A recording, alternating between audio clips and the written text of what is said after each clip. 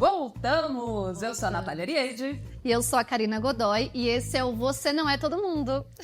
E hoje com uma conversa, gente, que é um tema que rende muito. Rende muito. Rendeu muitos papos entre nós, então a gente já sabe que vai render aqui também. Altas reflexões e com os convidados que a gente tem hoje, olha só, preparem-se para muitas emoções, porque quantas vezes você já não ouviu falar, ou já pensou, ou já sentiu que o tempo passa rápido demais?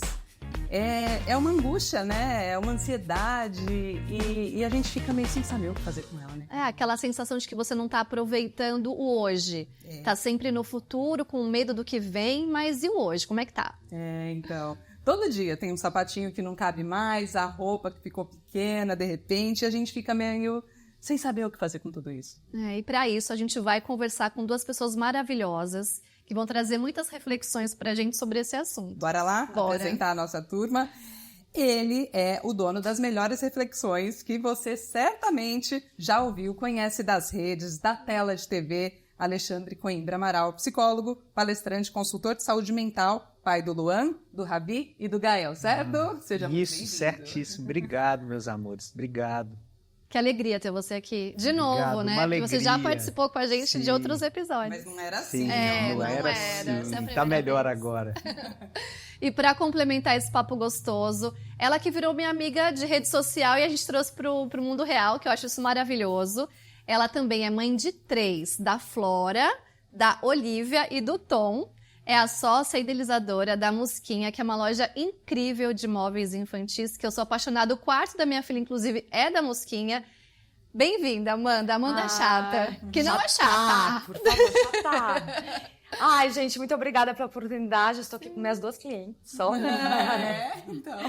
E, muito legal estar aqui. É um papo super importante mesmo. Muito obrigada pelo convite. Obrigada. Os dois, né, com 3 experiências Sim. e muitas histórias para compartilhar com a gente. E assim, queria comentar com vocês, os nossos temas sempre surgem de conversas e de vivências ou de temas que a gente vai pescando, né?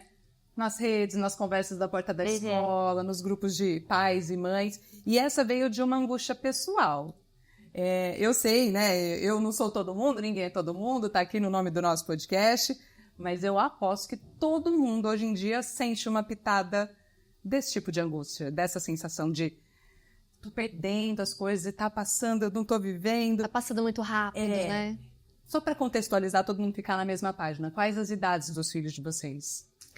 Eu tenho o Luan de 17, o Ravi de 14 e o Gael de 10. E você, Amanda? Olha, os meus são inusitados. Eu falo que eu tenho para todas as fases. Eu tenho uma de 23, eu tenho uma de 9 e o meu pequenininho tem 4 anos. Nossa, um super intervalo. Exatamente. E muitas mães, né? Não é a mesma mãe para todo mundo. Não, muito pelo contrário. Eu falo, minha primeira filha, eu tive ela, não existia Google. Então, assim, imagina quantas coisas mudaram até aqui, né? Vou falar muito sobre isso. Sim. Agora, aproveitando para puxar um pouco esse papo, né? Quando a gente fala das idades também, vocês se sentem que vocês mudaram de lá para cá? Porque eu acho que é muito isso também. Foram pais e mães, né? Em idades diferentes. Como é que vocês lidam com isso, assim? Quando vocês percebem, né? Olham para trás daquele primeiro pai ou daquela primeira mãe. Conta para pouquinho. Eu acho que a gente, sobretudo no primeiro, a gente tem uma idealização que quase cria um mito sobre o próprio papel, né? E esse mito ele vai sendo destruído com o contato com a realidade, né? É muito doloroso viver isso, porque você se dá conta de que você, de fato, é menor do que você imaginava, é mais impotente em relação aos sofrimentos da vida que atravessam a vida do seu filho, que você não consegue evitar que ele sofra, né? Você vai ganhando consciência de que você vai ganhando ferramentas para lidar com esse papel enquanto já vai fazendo, que não tem jeito de fazer curso para isso antes. Então, acho que tudo isso foi me deixando mais amadurecido para esse papel. Mas eu tenho a impressão, gente, que tanto a paternidade quanto a maternidade colocam a gente numa sensação assim, constante de ineditismo, de estreia. Porque os filhos vão mudando de fase e a gente precisa acompanhar essa mudança de fase, e eles vão dizendo para a gente novidades muito profundas sobre quem eles estão se transformando. A gente às vezes resiste a essa passagem, essa mudança deles. total. Demora para entender, né? Total. Pra ficha cair. Total. Então eu sinto que essa comunicação que a gente vai escutando deles, a gente tem sempre um delay, sabe? Eles já estão lá na frente, a gente ainda está com saudade da fase anterior, né? Então a gente tem esses desencontros que eu acho que são, digamos assim, eternizados na linha do tempo, mas eles estão sempre trazendo a gente para pensar quem é esse filho, quem é essa filha, né? O que esse filho precisa de mim agora, em que eu preciso me transformar para dar conta das necessidades dele. Então, acho que esse exercício é contínuo, isso não termina nunca. Você sente que você consegue plenamente saborear cada fase? Olha, plenamente eu não sei se eu consigo fazer nada na vida. Vamos ser sinceros, né? Vamos falar a verdade. Eu acho que a vida é tão complexa, pede da gente tantos papéis simultâneos, que eu costumo me compadecer de mim com muita facilidade para entender que eu só opero no possível, sabe? Mas o que eu sinto assim é que cada vez mais eu gosto de ser pai. Inclusive eu tenho uma fala que às vezes as pessoas estranham. Eu estou adorando ser pai de adolescente. Eu estou gostando muito mais do que ser pai de criança. Muito mais. É a fase preferida? É a minha fase preferida. Olha, maravilha. E eu tô adorando isso. Eu tô me surpreendendo com o quanto eu tô gostando. Porque eu acho que a gente veio de uma construção em que a adolescência era muito alvo de uma detração social. Acho que é ainda, né? Né? Fala-se aborrecente. Aborrecente, né? eu detesto esse nome. Sim, é horrível. Então, eu estou vivendo com os meus filhos uma descoberta do que pode ser a adolescência. Né? Se a gente olha para ela com olhos apreciativos, sabe? Com os mesmos olhos que a gente está reaprendendo a olhar para a infância, com o mesmo nível de respeito, com o mesmo nível de cuidado, de atenção, de escuta, de diálogo. Né? O meu filho do meio chegou na semana passada para mim e para a mãe dele e falou assim, vocês estão percebendo que está dando certo? Oh, meu Deus, que demais. Que às vezes a gente parece lento para entender as coisas, mas a gente está entendendo. Está dando certo. E ele falou isso para a gente num momento em que a gente estava cheio de dúvida. Entende? Sim. Que a gente estava preocupado e estava conversando sobre as nossas preocupações, sobre as agruras do mundo, sobre as coisas que vão acontecendo e que a gente tem medo, né? E ele veio confortar. Ufa, Sabe? Ao contrário, Coisa mais né? linda, Que loucura. Maravilhoso. Então eu tô adorando. Complementando um pouco do que ele falou, que eu também assino embaixo, eu acho que quando a gente tem filho, né, além da gente conhecendo os filhos, né, a cada fase, a gente se conhece muito, né? Tem até aquele livro da Laura Gutman que fala O Encontro com a Própria Sombra, né? E eu acho que é um pouco disso. Eu chorei lendo esse livro. Eu também. Eu tive minha filha muito nova, né? Eu tive ela com 20 anos, minha primeira filha. Né? Hoje ela tem 23. E eu me sinto que eu fui crescendo junto com ela, né? Eu não tinha planejamento nenhum. Então, assim, o parto já foi, assim, o primeiro, né, chute ali. Toda essa romantização que eu via, né, sobre a maternidade, né, nas propagandas e tal, tudo aquilo caiu, desmoronou, né, e eu era numa fase que nem tinha amigas mães, a internet pouco existia, não tinha muito com quem compartilhar, eu tive que aprender muito sozinha. Então eu lembro do puerpério, eu chorando, assim, e minha mãe, e a gente tinha pouco recurso, né, falando em 23 anos atrás, de saber que o puerpério, sei lá, a mulher chora, e que aquilo ali não é uma depressão, por exemplo, né? Minha mãe super preocupada comigo, eu preocupada comigo, né? Hoje a gente sabe que isso é normal. Então eu fui aprendendo ali e fui crescendo junto com a minha filha. Quando eu tive os meus outros filhos, eu já estava muito mais preparada, né? Agora, e essa sensação?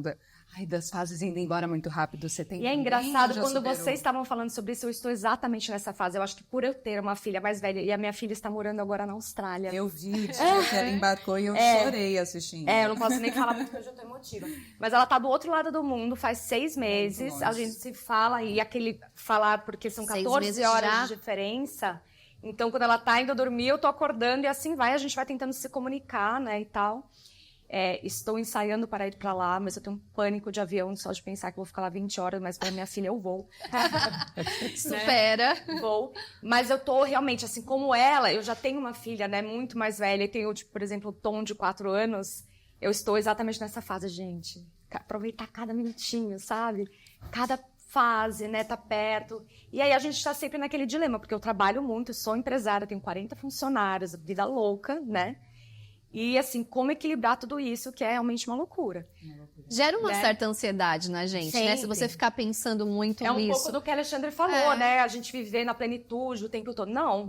A gente tá sempre correndo atrás, né, do rabo, assim, né? Eu acho que a gente... o pessoal brinca que ter filhos é tipo um jogo de videogame que a gente vai passando de fase e que as fases vão ficando mais difíceis. Tenho ouvido dizer. Se a gente for pensar desse jeito de fase, eu acho que a gente está na fase 2 do game. 5 anos. Porque passou 2, né? 0, gravidez, 1, nenenzinho, né? Daí 2 agora para estamos 3. na fase 2.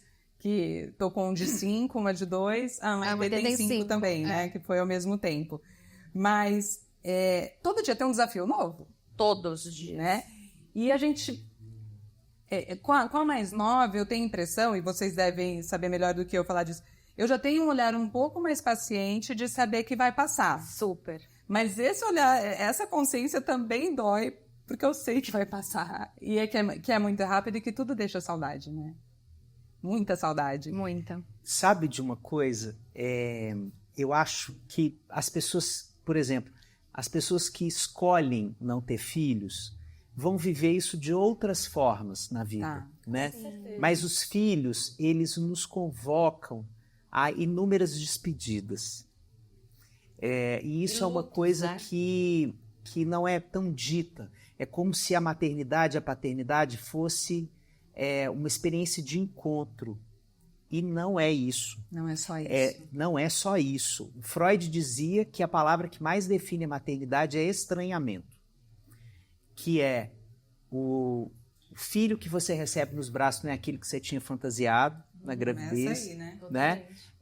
E depois você vai vendo essa pessoa se transformar em alguém diferente das suas projeções. Então você estranha os caminhos, você estranha as preferências, você estranha os desejos, você estranha as escolhas.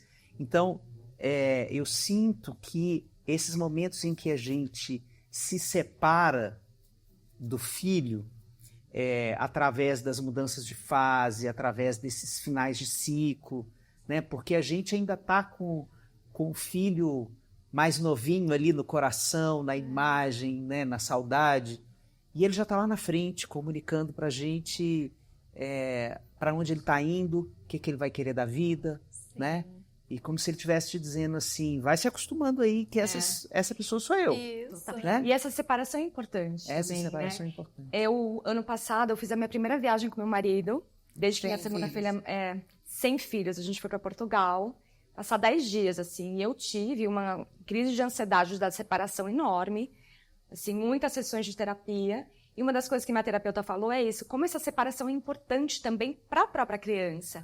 Porque ela tem que arrumar recursos também, outros recursos que não você. Que é a avó, é o amiguinho da escola, é a professora, né? E pra gente, né, ainda mais como casal, é super importante também estar só você e o casal sem os filhos. Né? Porque tem um reencontro. Eu e meu marido, uma hora a gente fala assim, nossa, a gente é legal junto, né? Quantos anos depois? Desde que minha filha nasceu, ela vai fazer 10 agora, minha filha do meio. A gente nunca tinha tido uma experiência juntos, assim. Tipo, acho que, sei lá, um dia trabalho e voltamos no mesmo dia, mas assim, 10 dias juntos, só nós dois. Né? E assim, como é importante também, né? Ou seja, tudo uma questão de equilíbrio, né? E aí muita gente que deve estar vendo tudo, nossa, mas que baita privilégio você ter a rede de apoio, você ter essa possibilidade de fazer, e é um baita privilégio. Com certeza, é um baita privilégio. Mas Mentira quem vê isso ali na rede social e enxerga só, uau, que incrível. Não, eu acho que eu ficaria nesse lugar de... Ai, que legal, e meu Deus, vou deixar. Não, mas eu chorei muito em Portugal. Você lembra quando eu fui? Eu até conversei com a Caio, eu falei, Caio, eu tô com crise de ansiedade. Ela, mas quanto tempo? Eu falei, daqui 1 mês eu já tava assim, tipo, passando mal, remoendo, criando fantasias, crises catastróficas, esse avião cair, meus filhos vão ficar órfãos, sabe? Sim. Mas eu sempre acho que a gente sofre mais e para eles tudo é muito mais simples. Com certeza. Em qualquer situação. Que ele falou, eles estão lá na frente. A minha filha terminou no ano passado pré e aí mudaria de escola. Então ela estava 5 anos na mesma escola. Gente, vocês não têm noção. 1 mês antes eu chorava todos os dias. Ela não. Ela ótima. Eu chorando. Sabe assim? Eu ia buscá-la na escola, eu chorava porque eu pensava, é o 20º dia, não sei o que, cada vez, eu sou canceriana, né? Essa contagem regressiva do fim da despedida, né, Lê? E aí, no dia da formatura, ela virou e falou assim, mamãe, se você chorar, não olha pra mim, porque ela fica emocionada hoje em dia comigo, quando eu choro, e eu falava, filha, eu vou estar na primeira fileira, porque a primeira fileira é das mães, eu vou passar vergonha, você já sabe. A hora que a cortina abriu, eu já tava chorando. E ela falou, ela olhava assim pra mim, tipo, mãe... E eu não conseguia me controlar, só de falar eu quero chorar, entendeu? Então não dá. E para ela foi muito prático a mudança de escola, que eu sofri também. Esperado, eu acho que é por eles. Ela estava muito ansiosa para ir para a escola nova e eu estava sofrendo com aquilo. Então, pois é, isso pode revelar uma coisa interessante que é a diferença entre o nosso temperamento e o temperamento do nosso filho, né? Sim, nesses momentos isso se marca de uma maneira muito vívida, né? O meu filho mais novo, ele é muito reservado. Tá. Então, ele não é uma pessoa tímida. Ele apenas não gosta de grandes profusões de externalizações de emoções e de sentimentos assim no público. Ele faz isso no privado. Então, eu sou o contrário. Eu sou gargalhento, sou histriônico, sou, né? Cores de Almodóvar.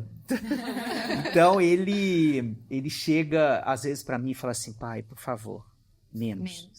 Minha filha faz isso muito. Então, eu acho que isso tem essas diferenças de temperamento que é muito fácil da gente tomar isso pessoal, né? Mas ele está dizendo, assim, para o meu desenvolvimento, naquele momento, eu me sinto melhor se você se guardar um pouco mais, sabe? Eu acho que esse é um desafio pra gente, né? Sim. E também de poder negociar, tipo, festa de escola, eu choro em todas, gente, imagina. Não dá. Eu falei, eu filha, choro, pelo amor de Deus, eu juro pra vocês, sabem. A cortina não tava aberta e eu já tava olhando para as mães do lado, eu tava, era um negócio horroroso. Só você? Não, chorando? mas Não, do jeito que eu tava, era só eu mesma. Mas tinham outras mães emocionadas. Eu tô vendo a cena, cara. Não, gente, eu juro por Deus, eu não conseguia me controlar, porque passava um filme, eu, canceriana, já criando aquele filme na minha cabeça, aquela historinha. Sim. Ela nasceu, deixei lá durante a licença maternidade, aí fui trabalhar, e agora ela já tem 5 anos. Então, assim... Era assim, mas é muito doido. Mas é a mesma angústia que eu tô falando, de toda vez. Eu compartilho, né, sobre a nossa rotina, o nosso dia a dia nas redes sociais, e as pessoas muito carinhosamente, seguidores que já passaram pelas fases que eu estou passando, escrevem, comentam sempre. Aproveita, passa muito rápido, ai, que saudade dos meus quando tinham. E eu sei que a intenção é a melhor, né? Mas gera ansiedade. Mas gera ansiedade. Super. Eu tenho a mesma... Vocês também se sentem assim? Ufa. Porque meio que é uma carga pra gente, né? Assim, tipo, tenho que aproveitar todos, não posso nunca falhar ou perder alguma situação ali. Não é bem por aí, né? Você fala isso pra alguém, Ale? Olha, acho difícil. Sabe por quê? Porque eu acho que o mundo que a gente vive é muito mais um mundo hiperexigente. Super. Que faz com a gente um processo de culpa e de ansiedade e de vergonha por não estar conseguindo performar do jeito que supostamente deveria performar aos olhos do mundo, que a minha fala costuma ser o contrário, porque eu acho que, sobretudo se a gente for pensar na variável gênero, né, a mãe, ela recebe do mundo uma cobrança de ter que dar conta antecipadamente antes de experimentar a maternidade, aquela fase do filho, aquela experiência específica, né? E de suprimir os seus desejos, assim. Ela não pode estar em outro lugar que não próximo do filho. Então, acho que essa cobrança em relação à mulher, mãe, sobretudo, ela é cruel e ela é enviesada no gênero, porque o pai não vive isso. Claro que não. O pai não vive isso. É mais do que dar conta. É como se, além de dar conta e suprimir tudo isso e performar bem no trabalho e tudo mais, você ainda tivesse que saborear tudo e achar tudo delicioso, porque vai passar. Não vai estar 24 horas grudado na criança. A gente tem essa consciência. Outro dia eu estava num evento, caiu o dentinho dela, isso ano passado, e aí a professora mandou, era o segundo dente. Daí eu pensei, não estou lá. Depois logo eu pensei, mas eu estaria em casa, de qualquer forma, ou no trabalho, enfim. Não necessariamente estaria com ela. Veio uma cobrança e depois eu já falei, pronto. Sabe o que eu fiquei pensando aqui enquanto vocês estavam falando essa história de aproveita que vai passar, né? Que vocês estavam comentando que aparece, inclusive, em falas de rede social, comentários. O que significa aproveitar a fase de um filho? Porque não é só curtir os momentos felizes e fáceis. O que é? Aproveitar significa viver a experiência com a dor e a delícia.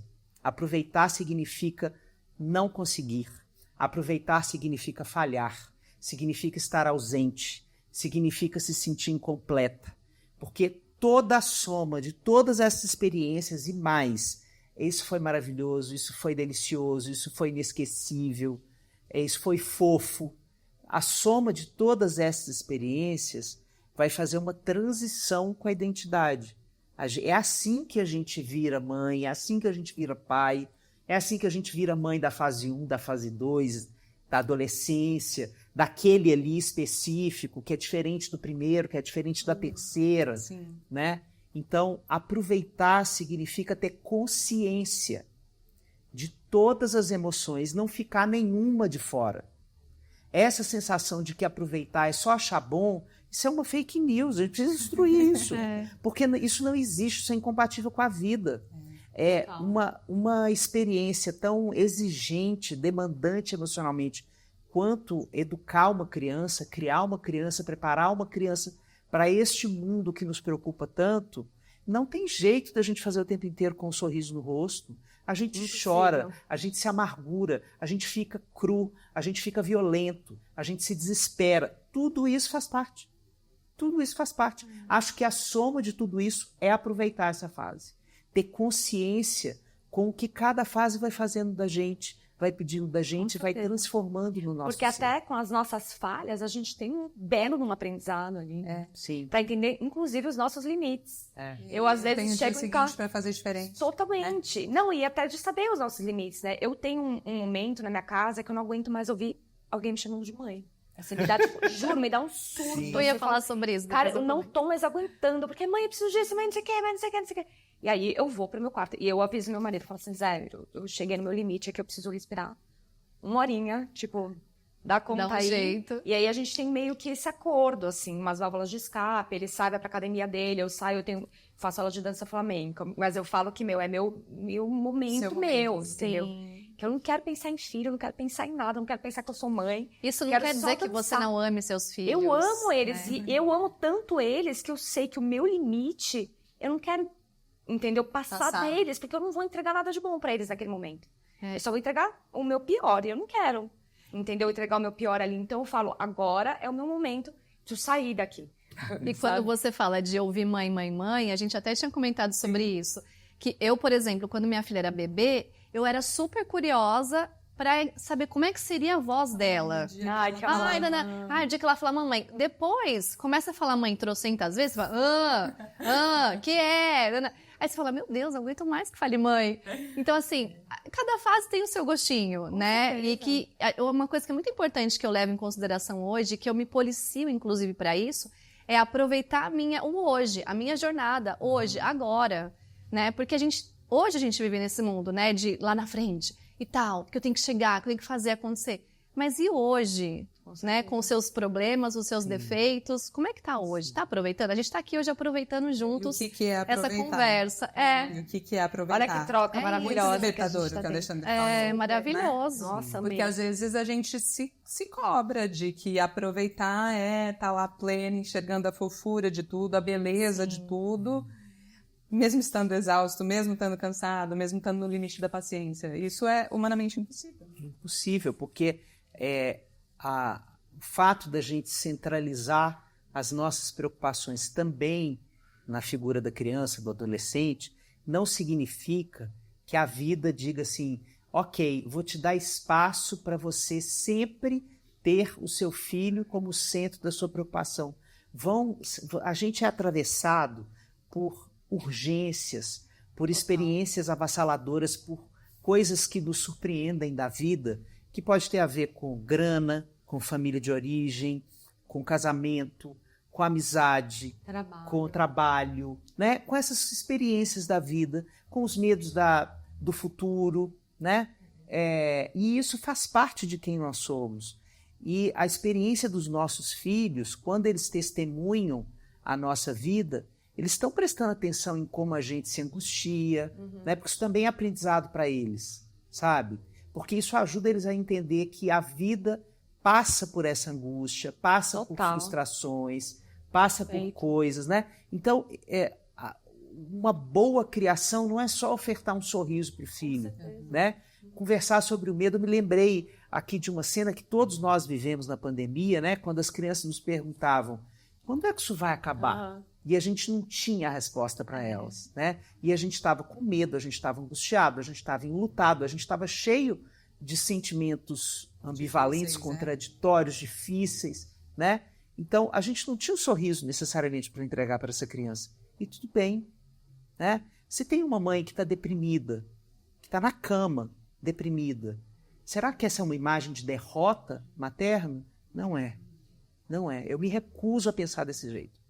Eu acho que isso é parte da vida, a solidão desses momentos é uma responsabilidade de toda a sociedade, de todo o entorno, para a gente construir um mundo em que a gente não abandone a mãe à própria sorte, né? Se a gente vira uma mãe caindo por qualquer motivo, tem braços para ajudá-la a se levantar. Em vez de dedos apontados. Né? É por aí que eu penso. Vamos para a participação de ouvintes? Vamos. A gente tem uma essência que a gente não quer perder, que é sempre trazer os ouvintes, os telespectadores agora, né? Para participar dos nossos temas. Mas porque até então não tinha vídeo. Não tinha vídeo, mas agora tá tudo certo. A gente tá aqui, ó. Então a gente fez uma enquete para saber, pelo menos nesse momento, né? Qual seria a melhor fase? Eu amo uma pesquisa, tá? Adoro. Que bom. Bem jornalistinha. E eu sei que essa turma adora participar. Então vamos lá. Pensando na fase da vida dos filhos, qual você acha a melhor fase? Bebê, criança pequena, criança grande, adolescente. Qual a aposta de vocês que venceu aqui? A melhor fase. O que as pessoas mais fazem.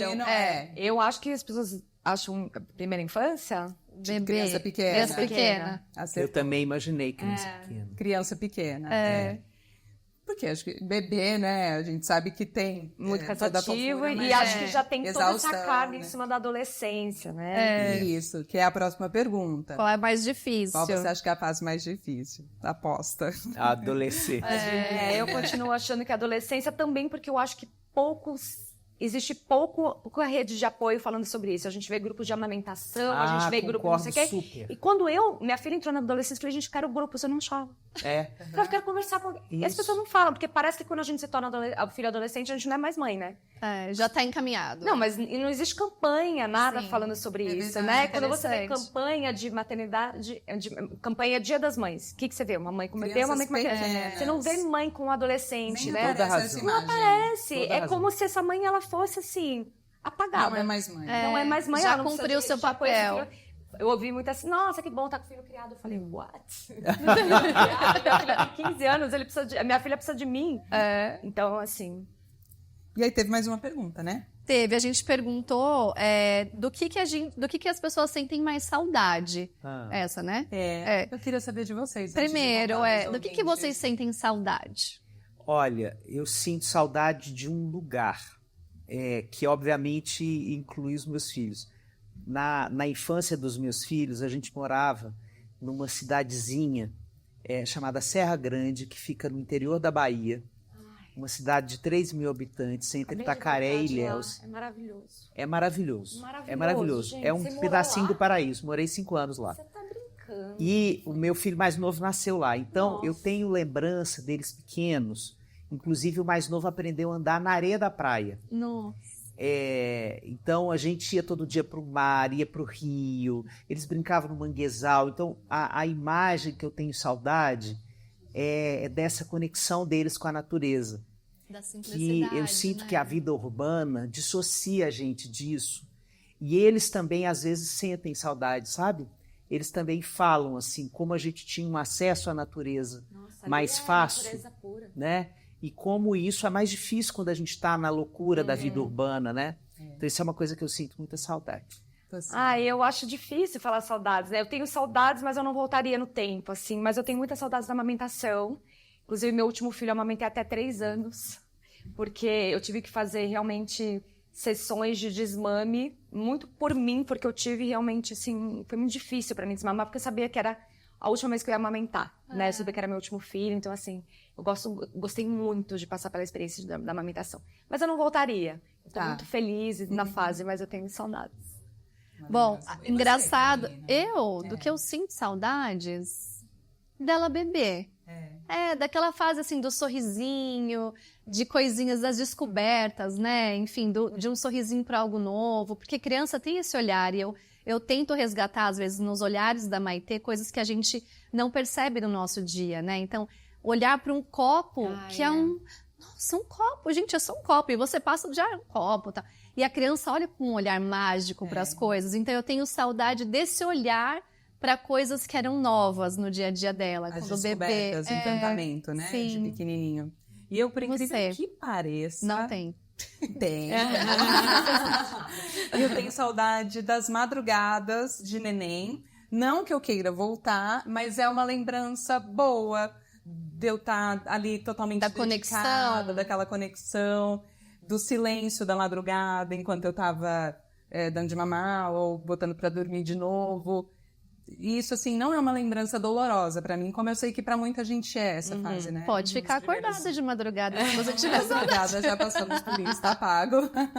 E olha que engraçado, você falou de amamentação, a Aline Dini falou de amamentação também, e a Amanda Monteiro, sua xará, também, que sentem saudade desse amamentar. É a sua parte momento também, né?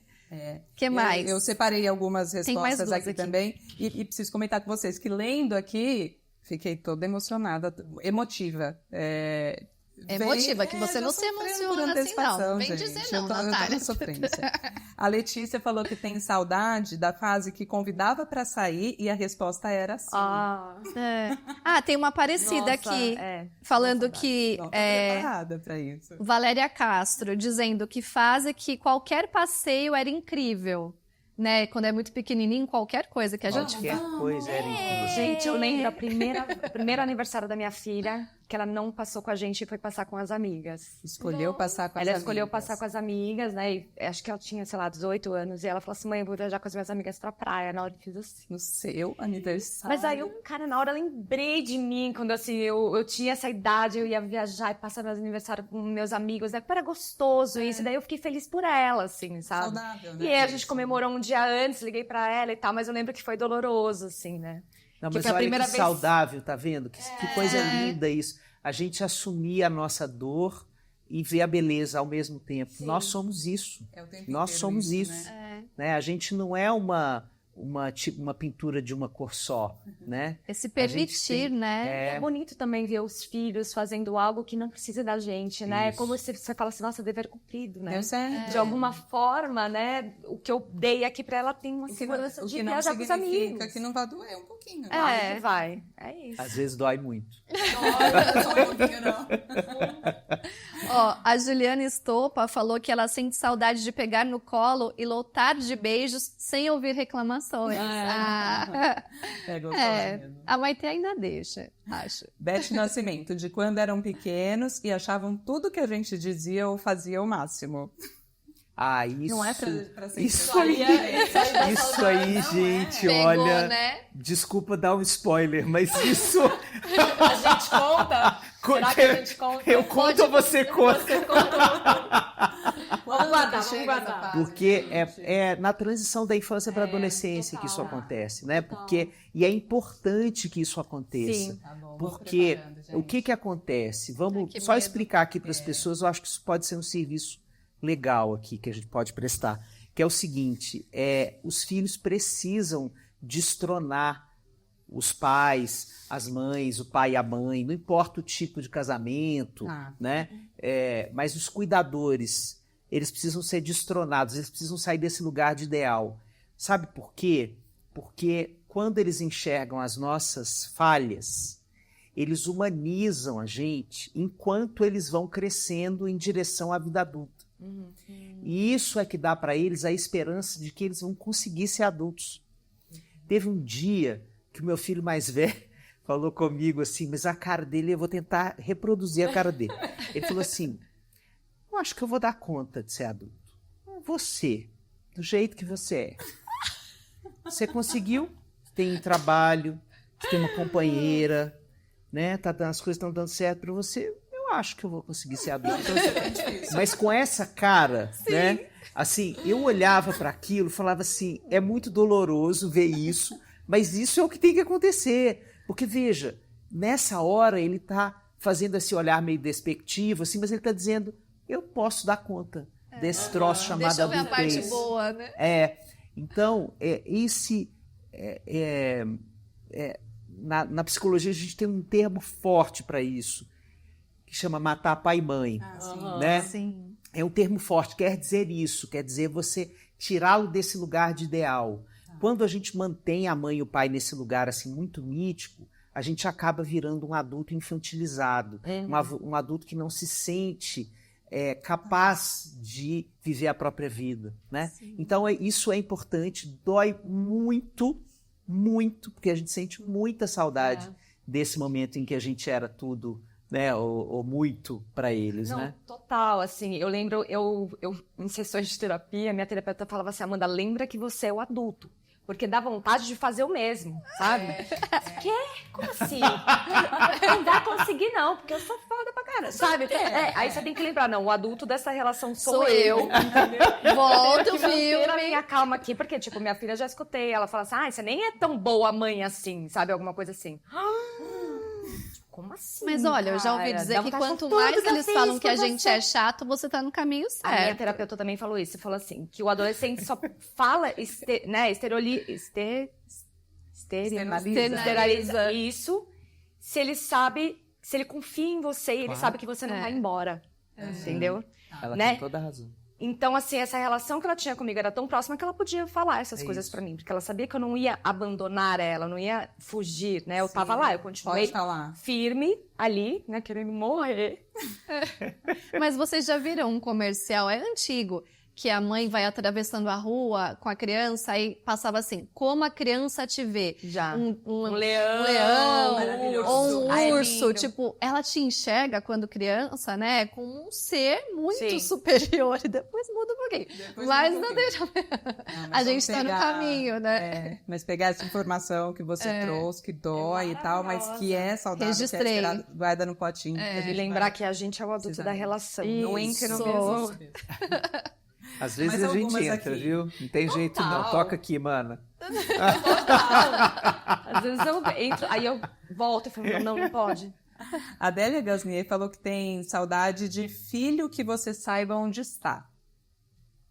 Preocupações, né? Sim, Nossa, claro. de hoje. isso é difícil. Assim, as primeiras baladas, quando começa a sair, meu Deus do céu, não sei, o seu já... Já. E o único acordo que eu fazia com a Flora é assim, minha filha, não importa onde você esteja, o que você estiver fazendo, o que aconteceu, me avise, né? Onde você Onde está. você tá, e se eu te procurar, você avise, tô bem.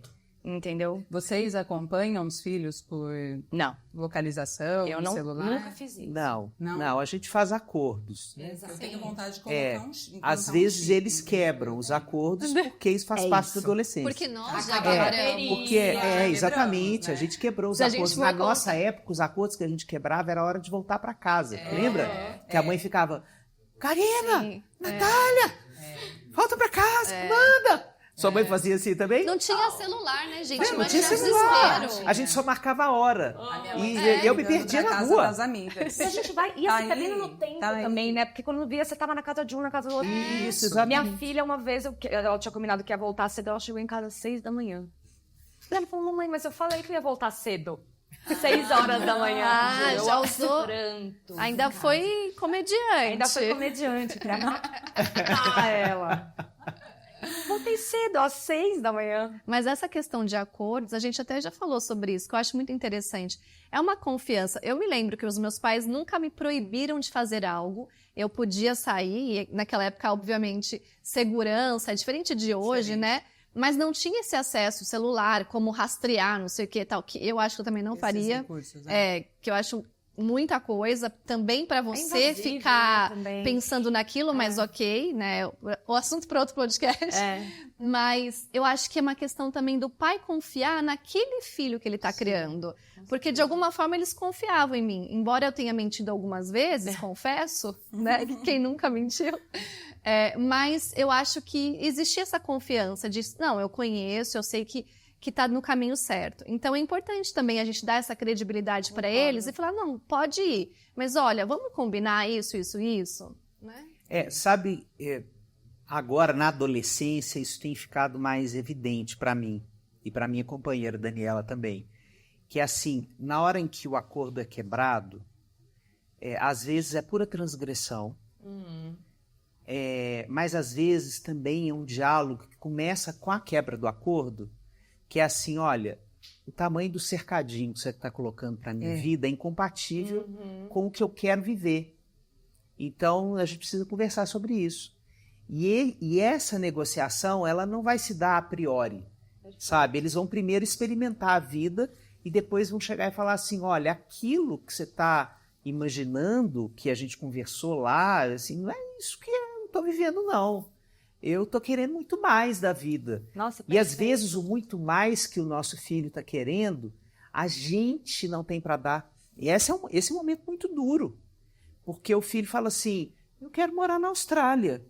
E você estava assim, crente que ele ia morar no bairro do lado. Assim, a diferenciação seria ele morar no bairro do lado, né? Pinheiros Vila Madalena. Total. Então, assim, às vezes eles nos surpreendem com essa expansão do desejo para muito além do que a gente dá conta.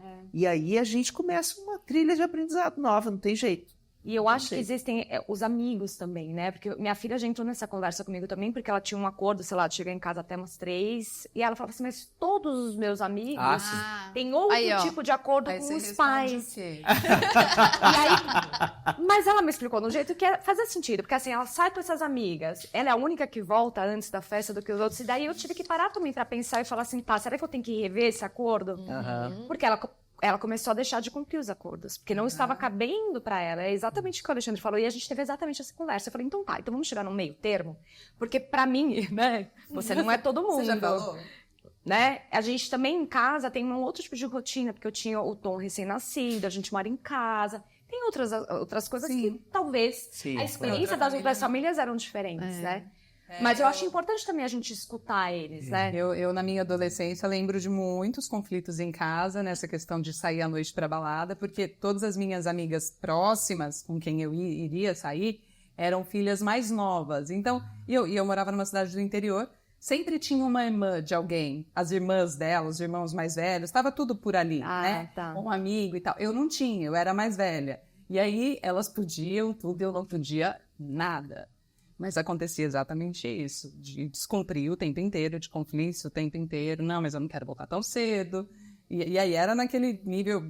Eu não sei como que é ir pra balada hoje em dia. Que horas começa a balada? É mais cedo, não é? Muito tarde. Muito tarde. Nossa, meia-noite. Mais cedo é o que a gente quer. Mais cedo é o sunset nosso, que você quer chegar em casa, sentar na balada, aliás, comer e voltar pra casa. Mas na minha época, eu odeio essa frase, porque na minha época é hoje, né, gente? Quando eu era adolescente, a gente ia pra prévia na casa de alguém pra chegar era o na balada. Esquenta. E o acordo que o meu Tinha pai um queria esquenta. impor era voltar pra casa essa hora. Você tava indo. Meia-noite e meia. Eu falava, quê?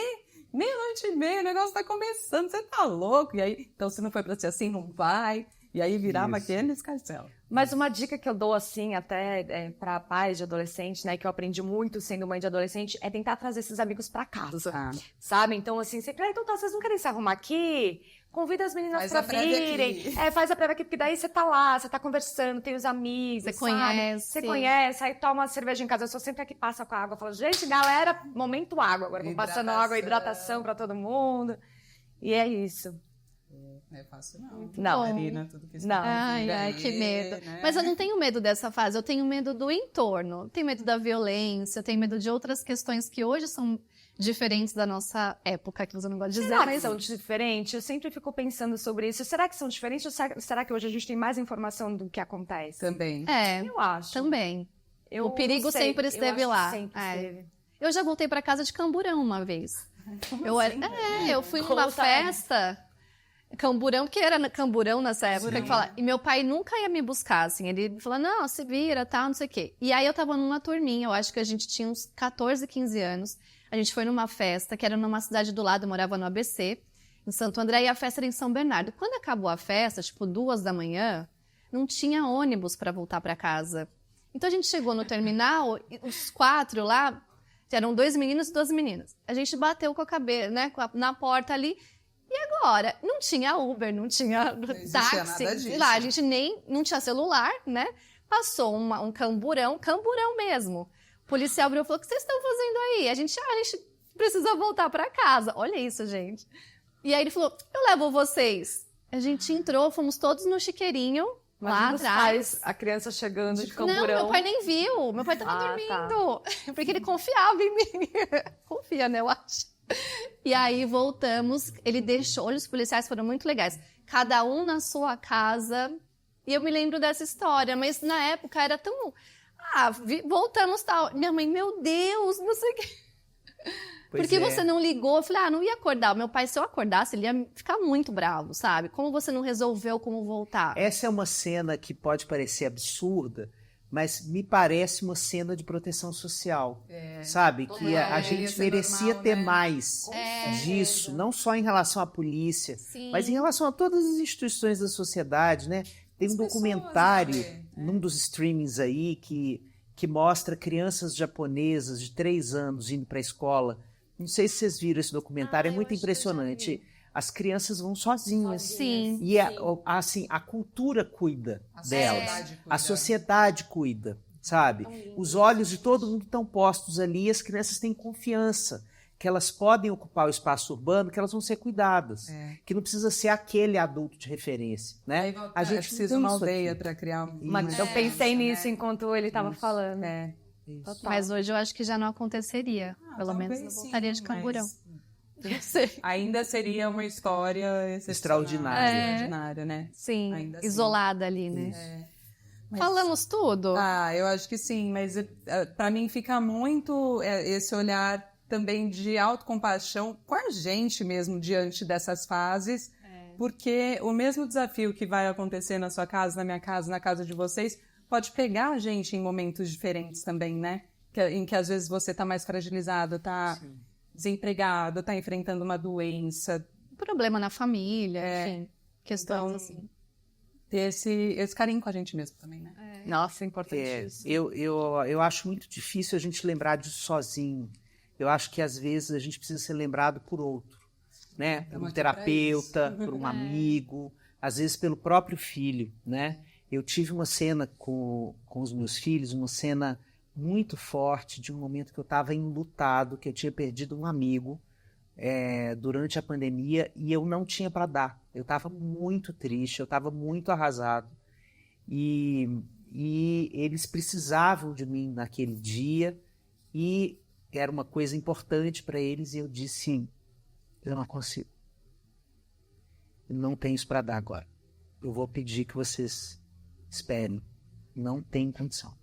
Eu estou imerso na minha dor.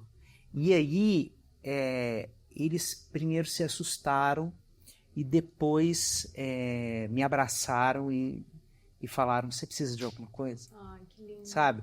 Então, eu acho que quando a gente também humaniza essa figura da mãe, do pai, os filhos têm capacidade adaptativa, sabe? Descer desse pedestal voluntariamente, não desesperar cair, né? Isso, e eles, assim, eles também gostam de devolver esse amor, de devolver essa atenção, de sentir que eles são úteis, né? Então, isso não é uma carga que precisa o tempo inteiro ser eu me disponibilizo para você, eu me disponibilizo para você. Não, a gente pode assumir a nossa falência ali temporária e eles, de repente, vêm e aninham a gente no colo, sabe? Eu acho isso muito bonito da gente pensar dessa experiência. Isso lindo. Lindo. Maravilhoso. Então mudam as fases, mas não fica mais fácil, fica diferente, Fica diferente. né? Com certeza. Acho que é isso. E é possível, vocês acham? Como é que a gente faz o exercício? Que conselho que vocês dão pra gente que tá aí em fases anteriores do game, pra turma que tá acompanhando em casa, de olhar para saudades de um jeito leve, talvez, se é que é possível, e olhar para o futuro disposto a enxergar a beleza, mesmo quando chegar a adolescência, mas talvez olhar para o hoje, né, gente? Porque é o que tem, né? O hoje é o único tempo que a gente vive, né? É a certeza. Mas a nossa mente é uma máquina do tempo. Então a gente vai para trás e para frente, o tanto que a gente quiser, né? O para frente é planejamento, projeção e ansiedade. Para trás é culpa, saudade, né? Remorso, né? Então, quando a gente faz essa viagem no tempo, eu acho importante a gente se perguntar qual a função dessa viagem, né? Não necessariamente descaracterizar ou desqualificar esse movimento que a gente está vivendo. Se eu estou sentindo muita saudade de uma fase, talvez tenha alguma pergunta que eu preciso me fazer sobre isso, né? Será que eu estou querendo resgatar um pedaço de mim que ficou lá atrás? Né? Será que tem quem eu era naquela fase? E será que essa identidade que não está mais aqui, tão presente, está fazendo falta, né? O que eu já... Porque todas as fases que a gente já foi, é como se aquelas bonequinhas matrioscas, que cabe uma dentro da outra. Então a gente tem como acessar, lembrar e retomar. Falar isso. Né? Então acho que isso tanto a saudade, né, quanto a projeção de futuro servem para a gente pensar sobre o aqui e o agora. Meio que assumir o comando dessa nave aí da cabeça. Eu tenho uma amiga que muitas vezes ela fala a frase assim, mas a minha cabeça fica pensando como se fosse uma coisa separada. E toda vez que ela fala isso, eu fico pensando, mas como, pensando no a futuro? sua cabeça é você, Quem né? é a sua cabeça? Sua amiga? Oi, querida. Entendi, como se fossem para separar. Como se ela não pudesse ter controle daquilo. É incontrolável, é um negócio alheio, sabe? Sim. E não é, né? Eu acho que faz parte total, acho que a Ká falou, né, essa questão de a gente estarmos no presente mesmo, né, que é o que a gente pode viver hoje.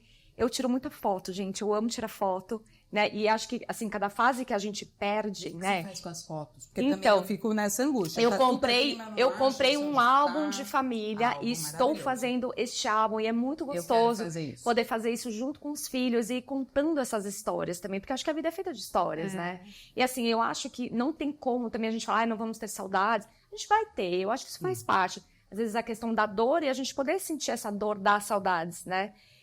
Isso vai fazer parte. natural, Não tem, humano, natural, não tem como a gente desligar e falar, não vou sentir. A gente vai sentir, vai ter dor. Mas tem uma beleza também nisso, porque cada vez que o filho muda a fase, a gente tem uma perda, mas a gente tem ganhos também, né? Um filho poder tomar banho sozinho, assim, que delícia, né? Ufa! Né? Você poder viajar com seu marido e essa criança poder estar lá. Também, né? É muito bom eu poder ter a minha filha. Gente, o que vem de bom aí? Olha, eu tenho na minha né? casa Quero saber. filho que se oferece para fazer compra no supermercado, Olha, filho que Gostei. cozinha pra gente, maravilhoso. que prepara o café, na hora que você levanta o café tá pronto. Que mundo é esse? Né? Onde estou? Você é As que responsável são por saborosas isso. Hã? conversas saborosas, vão ficando mais saborosas. Isso fica cada vira vez mais saboroso. Vira uma companhia, né? Poder assistir um filme junto, cara. Eu e minha filha, a gente ia no cinema assistir filmes juntos, depois debater sobre esse filme, jantar junto com os filhos. Tem tanta coisa gostosa também. Os próprios amigos dela se tornaram, né, parte da casa, sabe? De sair junto, de, fazer uma refeição ali com um monte de adolescente na mesa, ouvir as histórias engraçadas de um que ficou com o outro, que beijou o outro, que não sei o quê.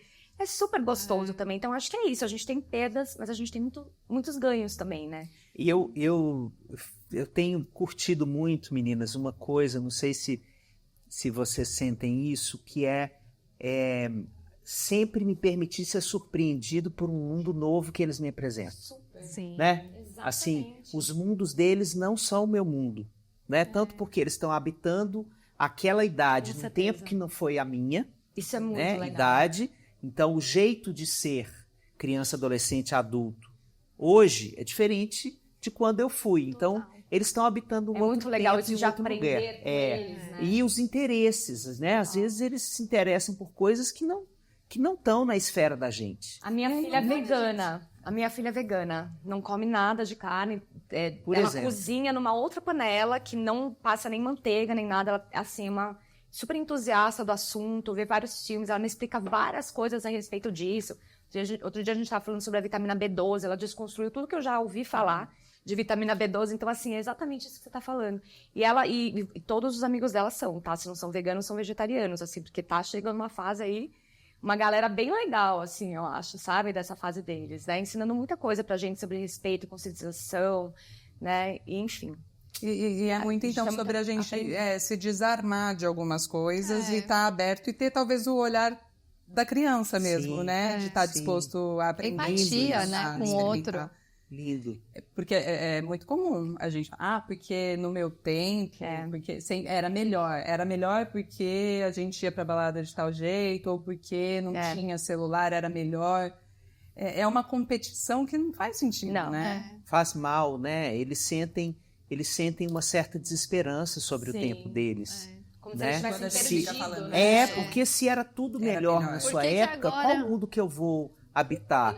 O que eu posso... de achar que... Eu acho que é pelo ressentimento de não... Uma nostalgia, de não talvez. controlar, sabe? Tá. Eu acho que é uma necessidade de controle nosso, de trazê-lo para as nossas certezas, porque o nosso mundo não necessariamente era maravilhoso, a gente sabe Claro disso. que não. Né? Não. Então, na hora que a gente fala isso também, a gente está idealizando um passado, porque na época que a gente estava passando isso, a gente lutou contra um monte de coisas, a gente gritou contra um monte de coisas. Mas eu acho que o tempo passa e essas coisas se perdem um pouco. Se perde. Fica o bom, só, né? A lembrança boa. A minha mãe mesmo, essa pessoa. Ai, vocês não me davam trabalho. Nunca aconteceu. Porque ela não sabia de nada. Aquele meme do Willy Wonka. Fale mais sobre isso, né? Não é possível. Não é possível, não é. Muito bom. Bom, eu quero agradecer a presença de vocês dois. Foi muito bom, um papo incrível, mas eu quero pedir para que vocês falem dos projetos, redes sociais, onde a gente encontra. Podem passar aqui. Se quiser deixar uma mensagem final também, fiquem à vontade. Os corações aí da turma que sofre dessas angústias. Eu acho que a gente já falou muita coisa muito bonitas, assim. Eu acho que é uma boa conversa, é um lugar de encantamento, né? Usando a palavra que vocês trouxeram aí. Acho que eu estou saindo encantado pela conversa que a gente teve.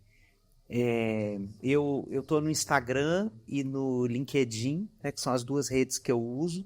Alexandre Coimbra Amaral. Tem um podcast chamado Cartas de um Terapeuta, em que eu escuto cartas que me são trazidas, né? Escuta é um verbo de psicólogo, assim, a gente lê e fica pensando sobre aquela história e tal, e depois a gente constrói um episódio comentando as histórias, né? Então é uma conversa como se fosse um programa de rádio daqueles tempos antigos em que o Arlindo Orlando reclamava da Mariposa Apaixonada de Guadalupe, lembra? Então eu tenho muita alegria de fazer esse programa e eu estou rodando o Brasil conversando com as pessoas e participo de muitas coisas. Estou escrevendo 2 livros infantis esse ano. Legal. Que vão sair ao longo do ano aí. E estou adorando fazer esse tanto de coisa e muito feliz de participar de conversas como essa aqui. Te agradeço demais, agradeço a vocês duas, a Amanda, de ter feito a companhia aqui. Como é importante a gente falar sobre essas coisas para ficar mais leve, para voltar para casa.